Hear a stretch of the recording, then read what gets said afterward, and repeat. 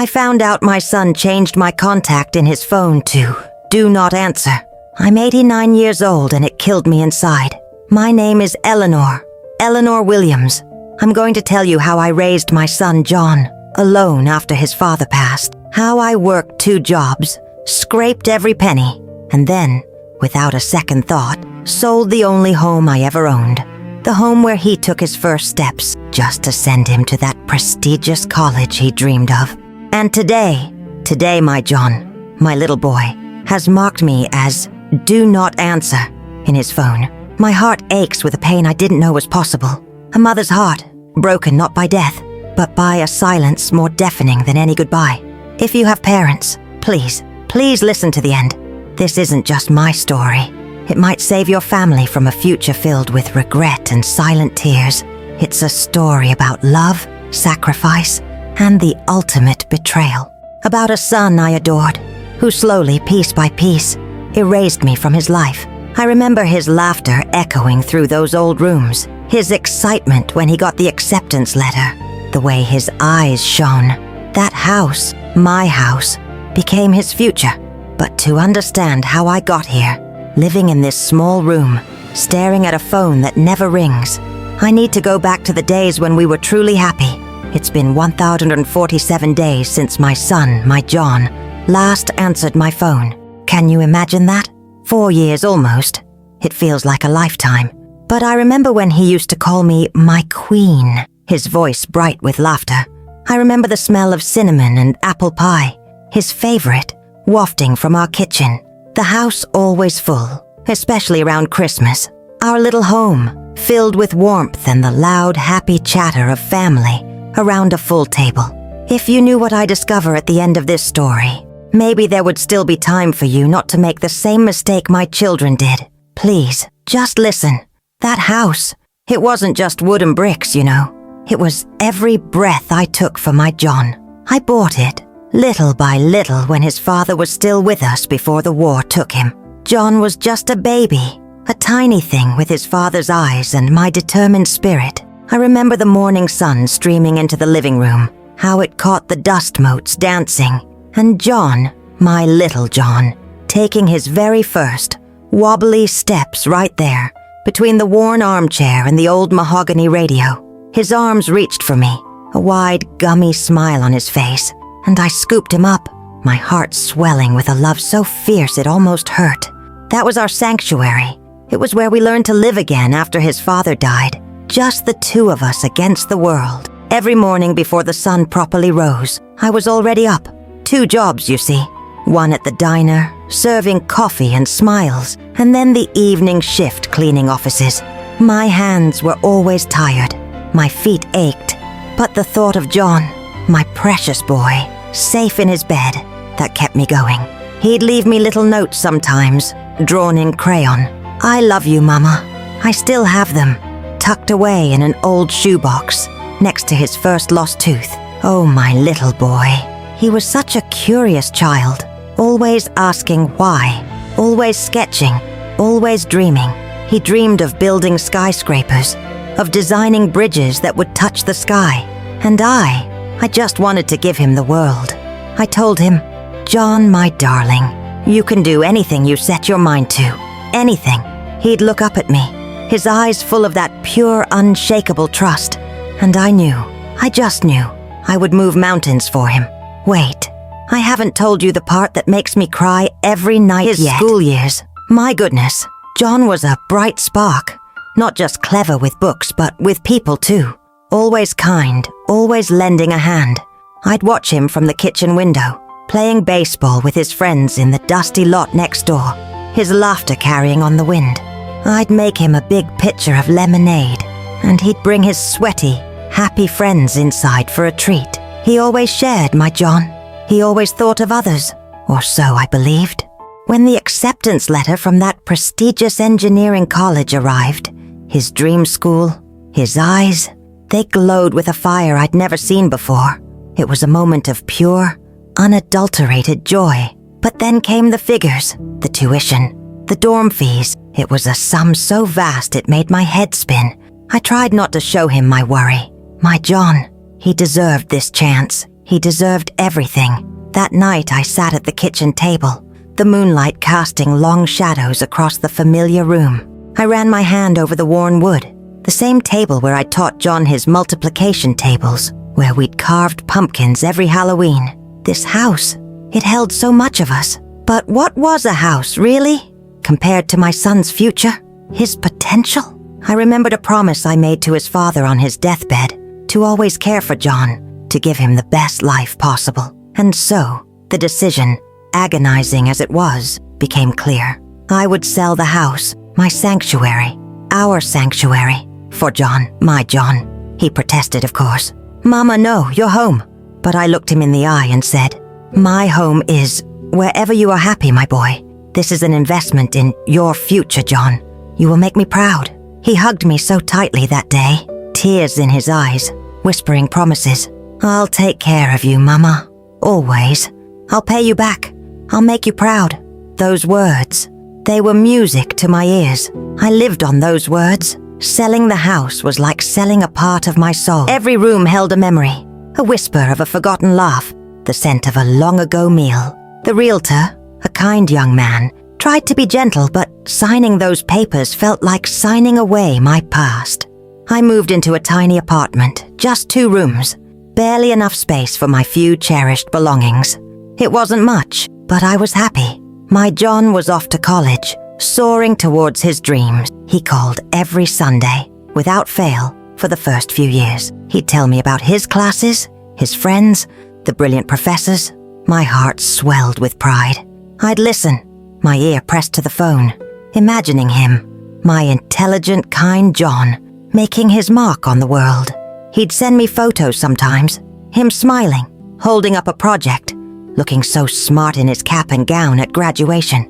"Look, Mama," he'd say, "I did it. For us. For you." He meant it then. I truly believe he did. He even took a small part-time job to send me a little money for groceries, insisting I shouldn't want for anything. He was my rock, my shining star. The quiet of the new apartment was different from the old house. Not the comforting quiet of home, but a new kind of silence. But I filled it with hope. Hope for John. Hope for his bright future. Hope for our future together. I imagined him graduating, getting a good job, maybe even having a family of his own one day. I pictured myself a proud grandmother, holding his children, telling them stories about their brilliant father. The sacrifice, the loss of my home, it all felt worth it. More than worth it. He was my purpose, my reason for being. Every penny I'd ever saved, every aching muscle, every solitary night after his father passed, it was all for him, and he knew it, or so I thought. He was so appreciative, so loving, so full of promises. My John, he was everything to me, my entire world. After his father, he was the only one. My little boy, my little man. He grew so fast, from the first scraped knee I bandaged with a kiss, to the proud day he got his driver's license, zooming off in his beat-up old car. He was always eager to help, always there, or so I thought. I remember once I was so ill, confined to bed for weeks. It was just after I sold the house and I was feeling the strain. John, even though he was studying for his final exams, he came home every single day. He cooked, he cleaned, he fetched my medicine. He read to me from my favorite books. He held my hand. He told me jokes. "Mama," he'd say, "you always took care of me. Now it's my turn." His words, they meant the world to me. They were a balm for my aching heart. That's the John I remember. The one who promised. The one who cared. The one who loved his mama more than anything. It didn't happen all at once. It was gradual, like a plant dying without water.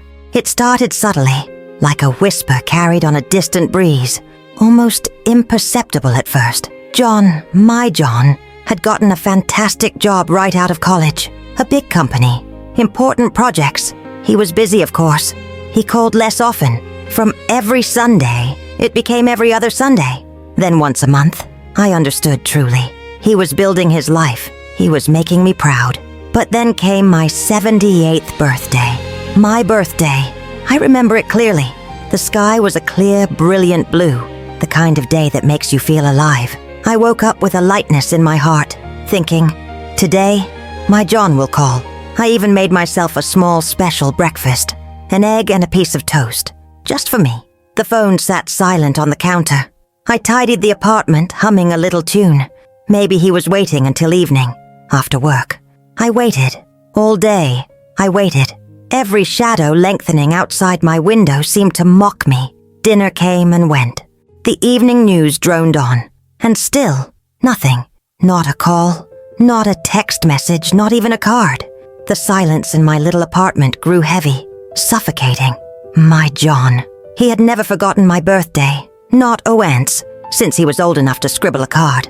That night I cried into my pillow, not for the lost celebration, but for the chilling realization that perhaps I was no longer important enough to remember. It was the first crack in the dam, a tiny fissure, but enough to let in the cold. After that, the calls became rarer still. Weeks would turn into months. When he did call, his voice was different, distant, his sentences shorter. He was always too busy or just about to head into a meeting. Then came the conversation that truly gutted me. It was a Tuesday. I remember because I was just about to watch my favorite show. John called, and his wife Sarah was on the line too, her voice cool and overly polite. "Mom," John started, his tone clipped. "Sarah and I have been talking, about your well-being." My stomach clenched. "Yes, John. Is everything all right?" Sarah immediately cut in. "Eleanor, darling, it's just this apartment. It's so small, and frankly, a little lonely for you, isn't it? We found a wonderful place, a lovely community. Golden Years Manor. Golden Years Manor." The name tasted like ash in my mouth. My son, my John, talking about putting me in a home. "But John," I whispered, my voice trembling, "I'm perfectly fine here. I manage. I have my routine." He sighed, a sound that cut through me. "Mom, be reasonable. It's for your own good. We're so busy, Sarah and I, with work and, our lives. We can't always be there. This place has nurses, activities, other people your age. You won't be alone." His words were a knife, twisted with a saccharine justification. He didn't mean I wouldn't be alone. He meant he wouldn't have to worry about me being alone. He meant he wouldn't have to visit. It was a prison sentence, delivered with a smile. I tried to argue, to plead, to remind him of the house, of his promises, of everything. But it was like talking to a brick wall, or worse, to a stranger. Sarah took over the conversation, listing all the benefits in a cheerful, chilling tone. "It's a beautiful facility, Eleanor. Really, John and I toured it. You'll love it. And it's so much easier for us knowing you're cared for. Think of it as a fresh start." A fresh start from what? From my life? From him? My heart sank with each perfectly articulated reason. He wasn't asking. He was telling. The boy I sold my home for, the boy who promised to always take care of me, was neatly packaging me away, out of sight, out of mind. I could hear the unspoken words. "You're a burden, Mom. Too busy for you." It was a humiliation deeper than any I had ever known. The thought of losing my small, familiar apartment, the last vestige of independence I had, was terrifying. But the thought of fighting John, of hearing that cold, distant voice again, felt even worse. I was trapped. The day they moved me into the manor, it was a blur of efficiency and quiet despair. John arranged everything. He hired movers, efficient young men who packed my life into boxes without a single question. I watched them, numb, as they carefully wrapped my few remaining treasures.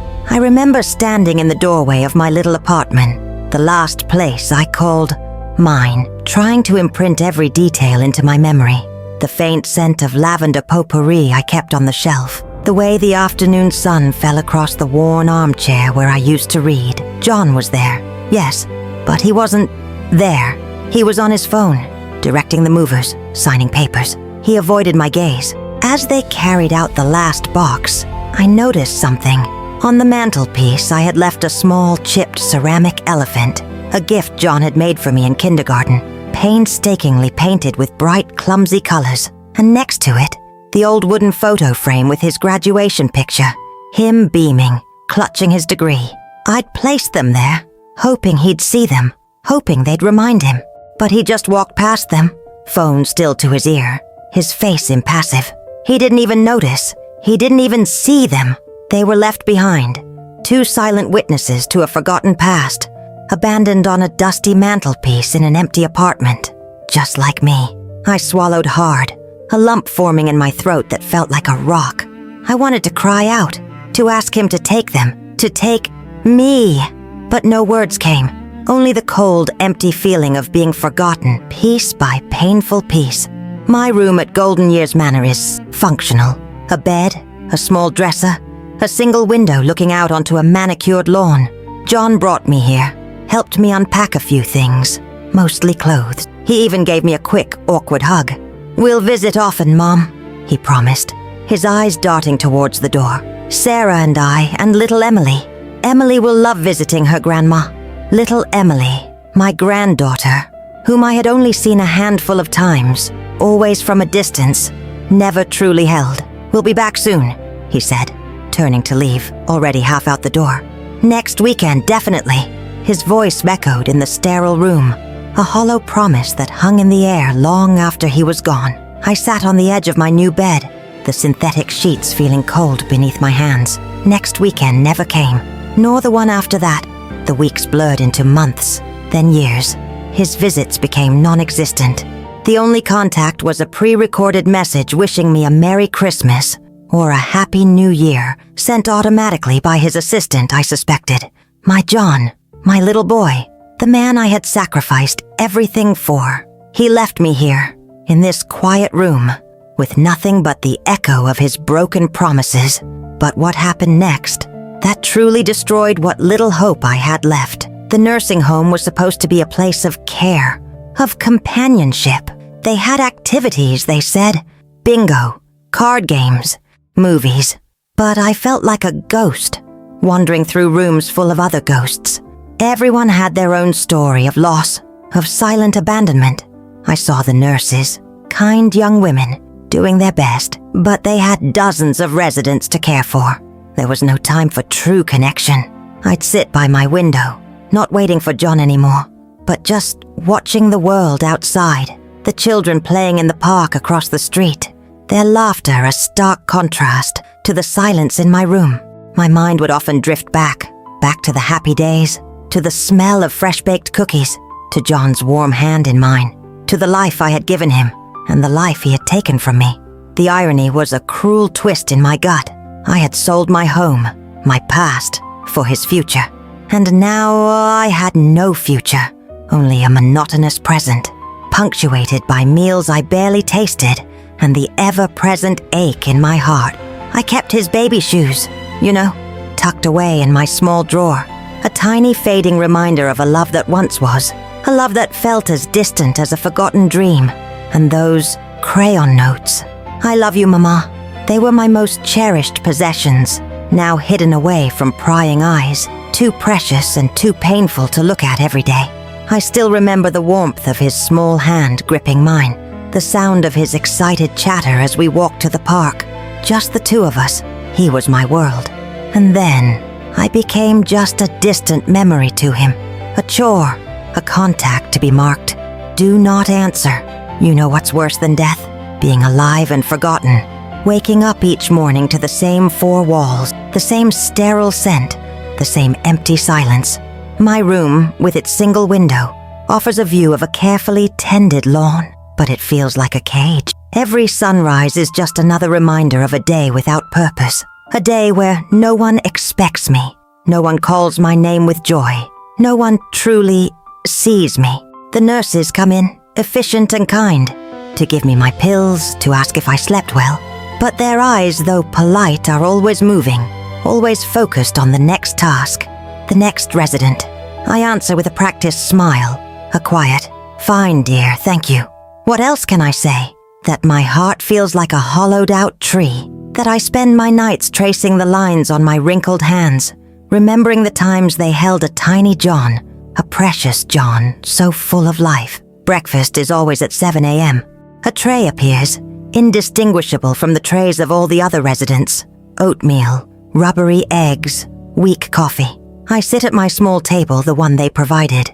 and eat slowly, alone. Sometimes I look at the old photo on the nightstand, John's graduation picture, his face beaming, his arm around me. "Remember this, my John," I whisper, my voice rough with disuse.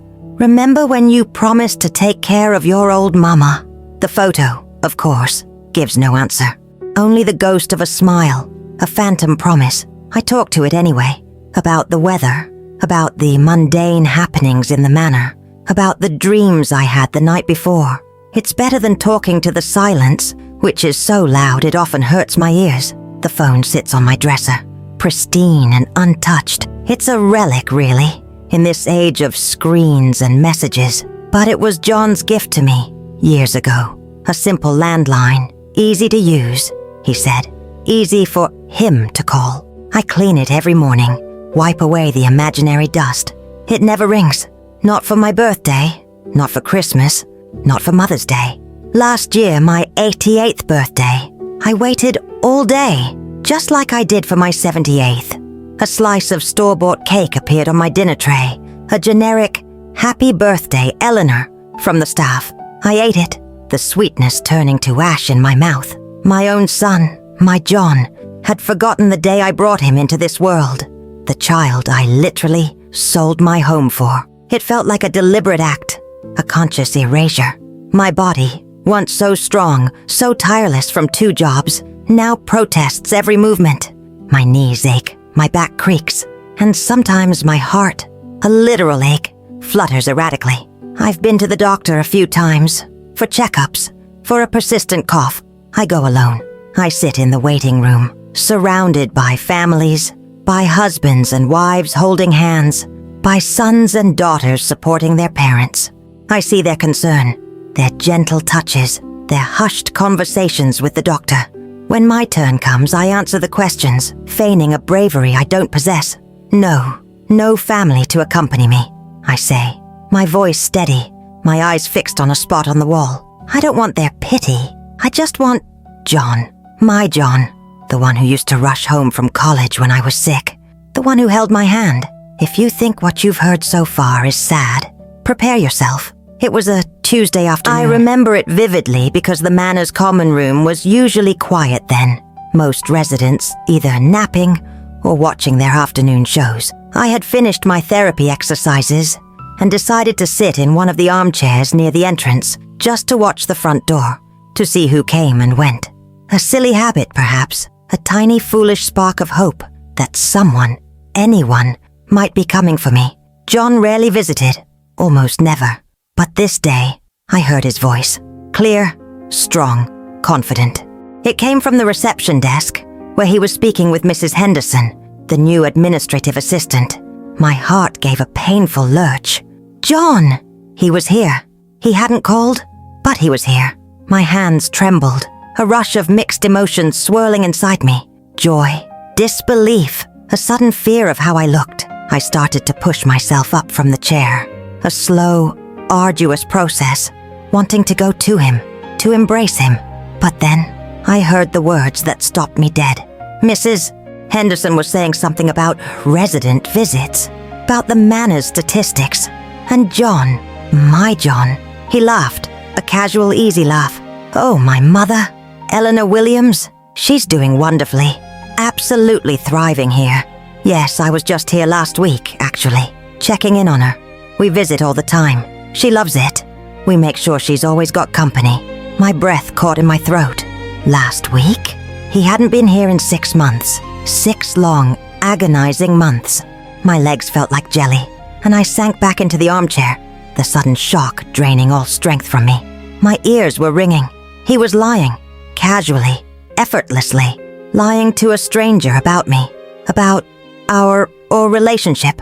I could hear his tone, so smooth, so convincing. He was painting a picture of the dutiful son, the caring family, for the benefit of a young woman he barely knew. The pain, it was physical. It ripped through me, worse than any ache in my joints, worse than the loneliness.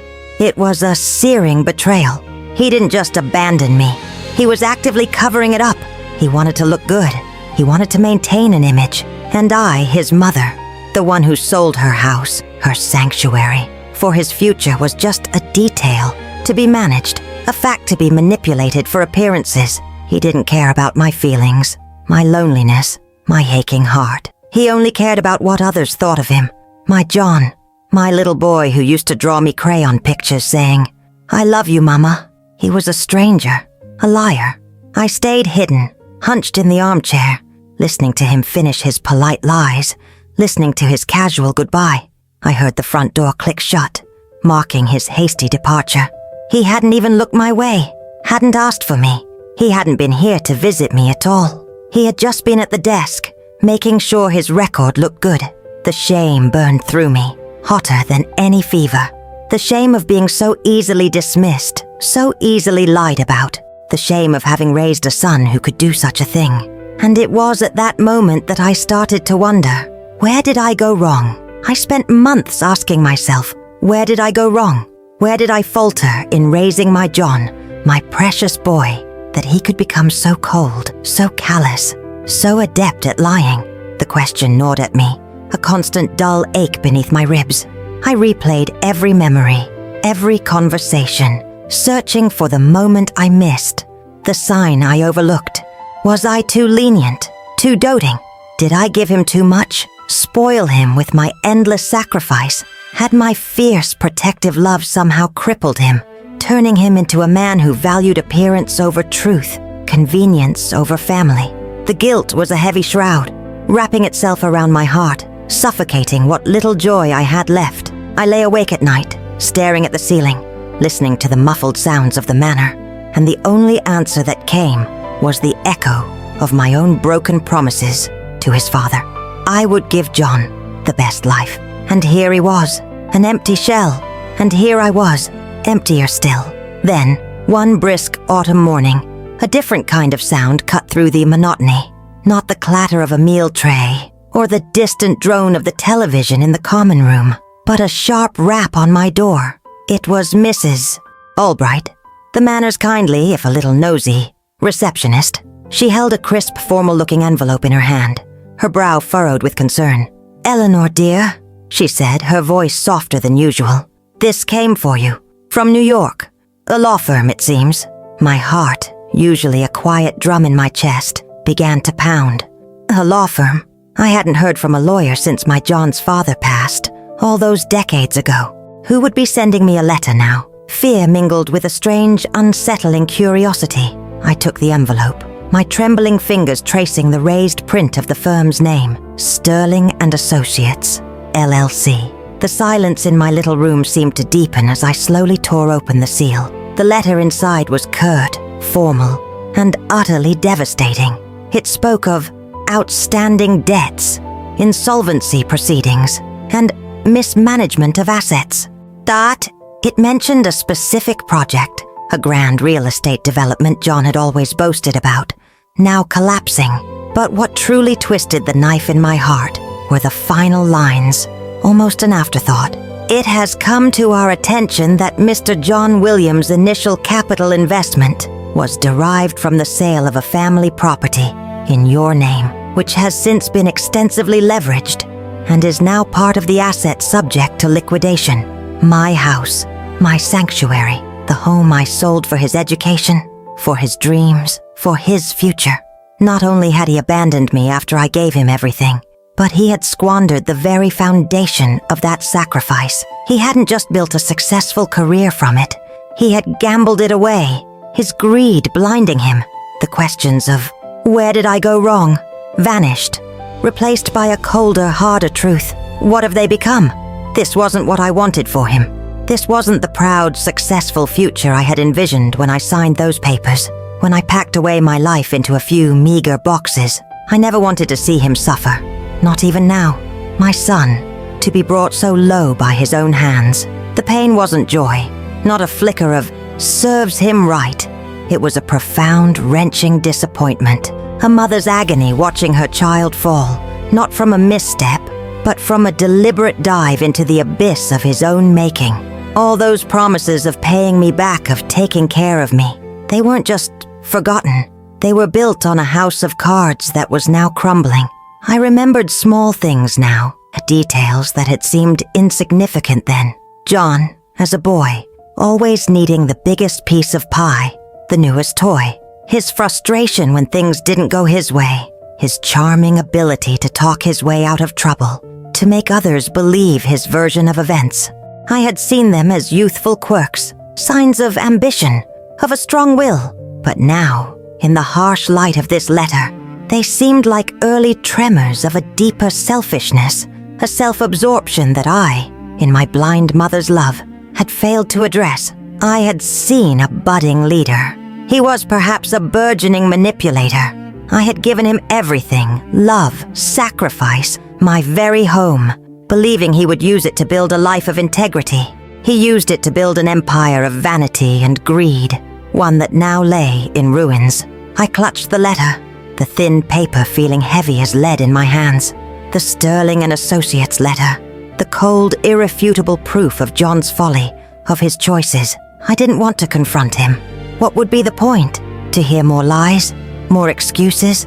The man who marked me do not answer wouldn't suddenly find his conscience because his business venture failed. No, the lesson was for me. A painful, undeniable clarity. I had given him love, pure and unwavering, and he had chosen money, power, and a life far from the values I tried to instill.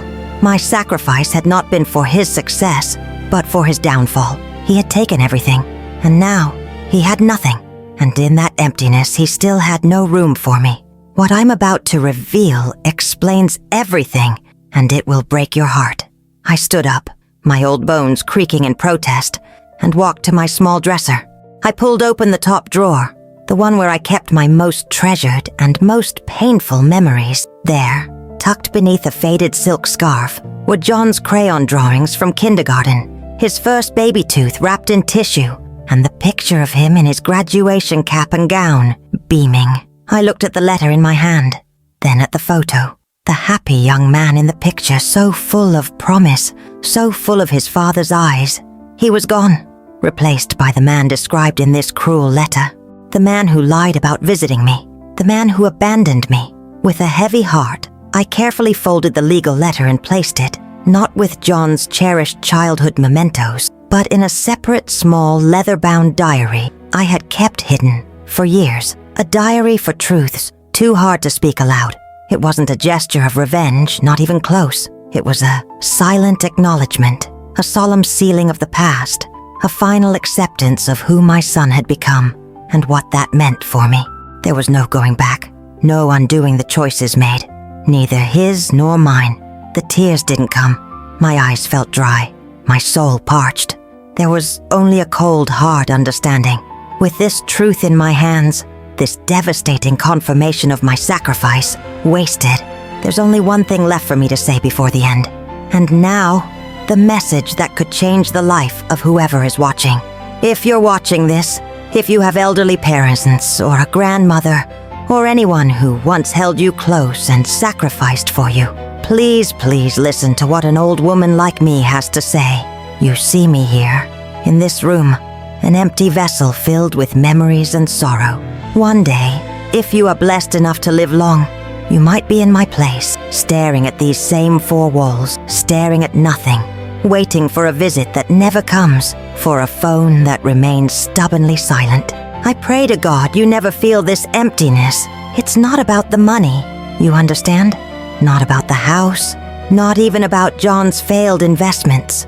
Those things are just dust now. What truly matters at the end of life, when the days grow short and the shadows lengthen, are not bank accounts or properties, but memories and love, the warmth of a hand, the sound of a voice, the simple knowledge that you are remembered, that you are loved. A 5-minute call, just 5 minutes, to hear his voice, to ask how his day was. It would be like winning the lottery to me. A photograph of my little granddaughter, Emily, laughing, playing, an unexpected, "I love you, Mama," text message, sent from his busy life, just to let me know I cross his mind. These small gestures, they are not small to us. They are everything. They are the bread and water for a soul starving for connection. They are the oxygen that allows us to breathe in this suffocating silence. I remember my own mother, God rest her soul, always saying, "Later, later." She meant to write that letter, to make that visit, to say those words, but later often came too late. Death, you see, it doesn't wait for your convenience. It doesn't care if you're busy, if you're building an empire, if you're caught up in your own life. It comes.